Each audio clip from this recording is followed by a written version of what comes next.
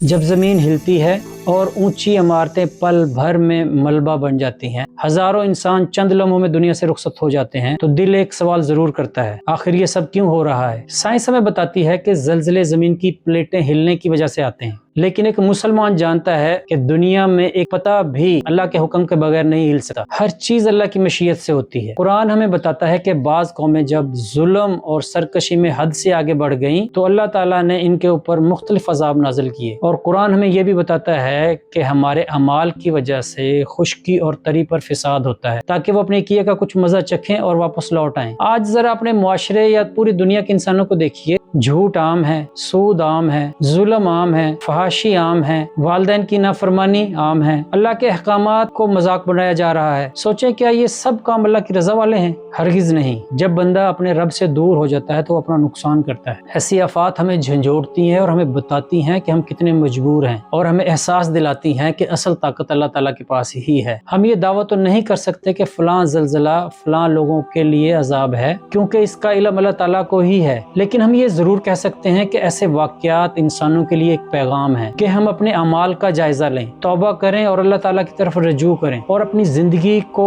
उसकी रजा के मुताबिक गुजारें। आज अगर हम चाहते हैं कि अल्लाह ताला की रहमत हम पे हो, तो हमें अपनी जिंदगी अल्लाह ताला की रजा के मुताबिक करनी पड़ेगी। आज अगर हम चाहते हैं कि अल्लाह ताला की हमारे ऊपर रहमत हो, तो हमें अपनी जिंदगियों को बदलना पड़ेगा, नमाजों की तरफ लौटना होगा। कुरान को हमें सिर्फ पढ़ना नहीं बल्कि समझना होगा कि कुरान हमसे क्या चाहता है। सच्चाई, इंसाफ और हलाल रिज़्क की तरफ लौटना होगा, क्योंकि रहमत भी अल्लाह ताला की तरफ है और पकड़ भी अल्लाह ताला का हक है। जब जमीन हिलती है तो सिर्फ इमारतें नहीं गिरती, इंसान का गुरूर भी टूटता है, लेकिन ये हमें समझ नहीं आता। अगर कोई आफत हमें अल्लाह के करीब ले आए तो समझ लें कि हमने उसके पैगाम को समझ लिया है, इससे सबक हासिल कर लिया है। ये जो पूरी दुनिया के अंदर ज़लज़ले आए हुए हैं, ये मेरा सारा टॉपिक उसी के ऊपर था। अब मैं आपको एक बात बताता चलूं कि अल्लाह ताला जब नाराज होता है, जाहिर बात है परेशानियां हमें उसी वक्त आएंगी। अब हमें कैसे पता चले कि अल्लाह ताला हमसे इस वक्त नाराज है, हमारे और अल्लाह के दरमियान जो ताल्लुक है वो कैसा है, उसकी पोजीशन क्या है? उसका बड़ा आसान हल है। अल्लाह ताला जब किसी से नाराज होता है तो वो रिज़्क नहीं छीनता उससे, बल्कि उससे सजदे की तौफीक छीन लेता है, उसके अमाल की वजह से, क्योंकि उसकी तलब ही नहीं हो रही उसकी तरफ आने की। जब अल्लाह ताला ने उससे सजदे की तौफीक छीन ली, तो ये मतलब है कि अल्लाह ताला हमसे नाराज है। आज हम कैलकुलेशन करके देख लें कि हमारी